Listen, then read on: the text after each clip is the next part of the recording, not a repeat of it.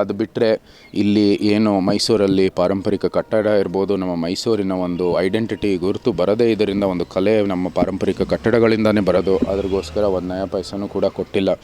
So ನಿಜಕ್ಕೂ ಕೂಡ ಈ ಮೇಲ್ನೋಟಕ್ಕೆ ನಮಗೆ ತೃಪ್ತಿ ಸಿಗ್ತಿಲ್ಲ. ಇನ್ನೂ ಅಧ್ಯಯನ ಮಾಡಬೇಕಾಗಿದೆ. ನಂತರ ಒಂದು ಸ್ಪಷ್ಟ ಇವತ್ತವರೆಗೂ ಯಾವುದೇ ಫಿಲ್ಮ್ ಸಿಟಿ ಇರಲಿ, ಅದು ಅನುಷ್ಠಾನಕ್ಕೆ ತಂದು ಕೆಲಸವನ್ನು ಪೂರೈಸೋದ್ರಲ್ಲಿ ಏನೋ ಕೆಲಸ ಆಗಿಲ್ಲ.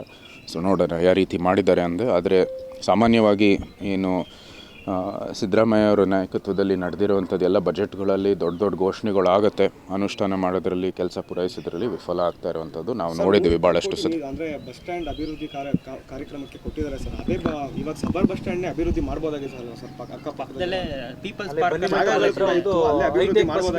ನಾನು ಇಲ್ಲಿ ನೋಡಿ, ಯಾಕೆ ಬನ್ನಿ ಮಂಟಪಕ್ಕೆ ಶಿಫ್ಟ್ ಮಾಡ್ತಾ ಇದ್ದಾರೆ ನೀವು ಅವ್ರಿಗೆ ಕೇಳಬೇಕಾಗಿದೆ.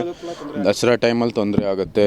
ಅದು ಮೈಸೂರು ಬೆಂಗಳೂರು ಟ್ರಾಫಿಕ್ಕು ಅಲ್ಲೇ ಬರ್ತಾ ಇರೋ ಕಾರಣಕ್ಕಾಗಿ ಅದು ಕೂಡ ಭಾಳ ತೊಂದರೆ ಆಗುತ್ತೆ.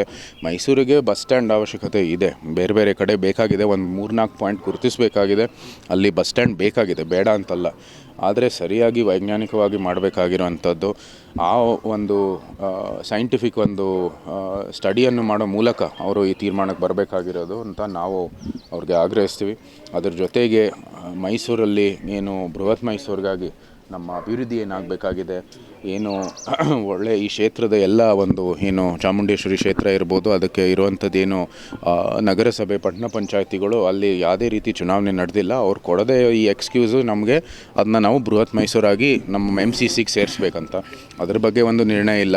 ಬೃಹತ್ ಮೈಸೂರಿಗೋಸ್ಕರ ಒಂದು ಫಂಡನ್ನು ಅಲೋಕೇಟ್ ಮಾಡಬೇಕಾಗತ್ತೆ. ಆ ಒಂದು ಏನು ಪ್ರಕ್ರಿಯೆ ಇದೆ ಅದು ಪೂರೈಸೋದಕ್ಕೋಸ್ಕರ, ಅದು ಮಾಡಿಲ್ಲ. ಇಲ್ಲಿ ಬರೀ ಒಂದು ದೊಡ್ಡ ಸಭೆಯನ್ನು ನಡೆಸಿದ್ದಾರೆ. ಬೃಹತ್ ಮೈಸೂರಿಗೋಸ್ಕರ ನಾವು ಏನು ನಿರ್ಣಯ ತಗೋಬೇಕು ಅಂತ ಜನರ ಅಭಿಪ್ರಾಯ ಏನಿದೆ ಅಂತ ತಿಳ್ಕೊಳ್ಳಿಕ್ಕೆ ಒಂದು ಸಭೆಯನ್ನು ನಡೆಸಿದ್ದಾರೆ. ಅದೇ ಇದ್ರ ಬಗ್ಗೆ ಯಾವುದೇ ರೀತಿಯ ಒಂದು ಆದೇಶ ಅಥವಾ ಒಂದು ನಿರ್ಣಯಕ್ಕೆ ಬಂದಿಲ್ಲ ಅವರು. ಈ ಬಜೆಟಲ್ಲಿ ಮೈಸೂರಿಗೆ ಏನು ಶೂನ್ಯ ಬಜೆಟ್ ಒಂದು ಸಾಧನೆ ಸರ್ CM ಮೇಲ್ನೋಟಕ್ಕೆ ಹಂಗೆ ಕಾಣುತ್ತೆ. ನಾನು ಹೇಳಿದ್ದೀನಿ ಆಗಲೇ, ನಾನು ಇನ್ನೂ ಒಂದು ಅವಲೋಕನ ಮಾಡಬೇಕಾಗಿದೆ. ಆದರೆ ಈ ಮೇಲ್ನೋಟಕ್ಕೆ ಹಿಂಗೆ ಕಾಣುತ್ತೆ ಸರ್.